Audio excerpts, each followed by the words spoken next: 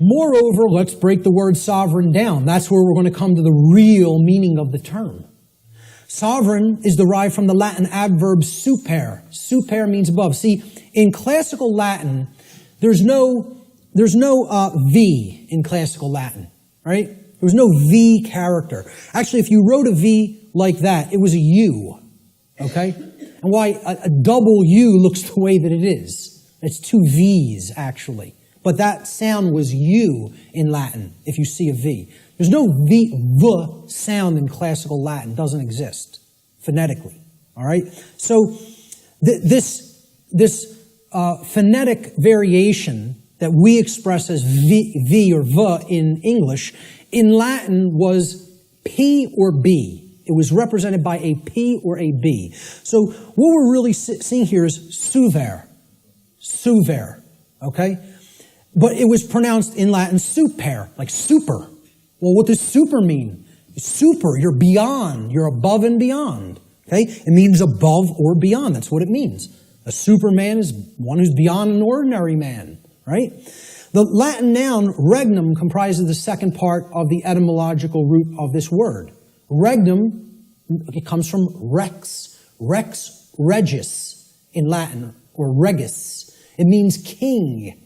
So regnum was the king's rulership. Regnum means his reign. It's where the word reign comes from in English, regnum, in Latin. It means rulership or externally imposed control. Okay? Not control in the context, I'm going to control my emotions, I'm going to control my behavior. No. It means I'm going to control you externally by imposing my will over your will through coercion. That's the context of rulership or control that I'm talking about here. So put them together. Super regnum, sovereign, means above or beyond externally imposed rulership or control by another. That's what it means. Sovereign means not a subject to another being, like a king, like one who considers himself a king. And it means not a slave to someone who considers themselves your master. That's all sovereign means, folks. Not a slave. And why I say every single person here is a sovereign is because there is no such thing, never has been any such thing, and never will be any such thing as legitimacy to slavery. That has never existed, does not exist now, and never will exist. Slavery is an illegitimate concept. None of us are slaves. The condition of slavery has been imposed upon people, but it has never in history been legitimate, and it never will in history be legitimate. So there is no legitimacy to the concept of slavery, of the rightful rulership of another being through directly imposing your control through coercion. Doesn't exist. That's a big part of what natural law is about. We have to understand when we're saying this word, this is what is meant by sovereign, not a slave.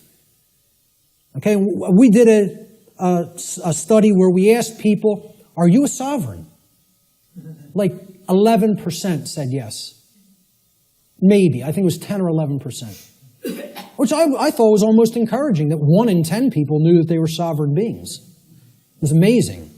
But 90% of the human population doesn't feel that they're sovereign, doesn't know that they're sovereign.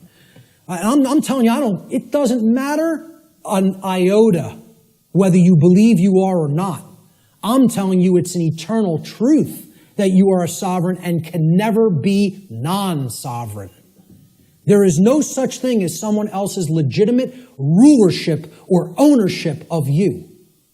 Because there's no such thing to the legitimacy of slavery, and there never has been, and there never will be.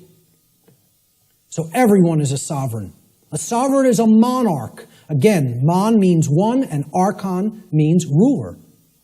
So when people ask me, what kind of government do you want? I tell them I want anarchy, and I want monarchy. And they're like, how could you have those things simultaneously? Because if you have internal monarchy, you can have external anarchy. See, we need to have the rulership within, and we need to get rid of the rulership without. This is the kingdom we need to master, and we need to set aside the concept of mastery and slavery in the external domain, in the physical world.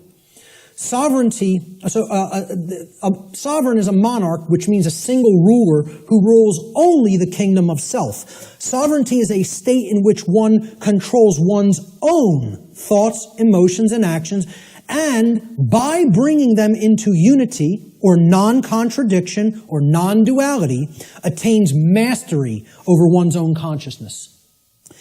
Sovereignty could be considered the equivalent of true self-control, true self-mastery, true self-love, or true self-ownership. It's all of these things. And ultimately, it means not a slave. That's what has to be remembered above all else.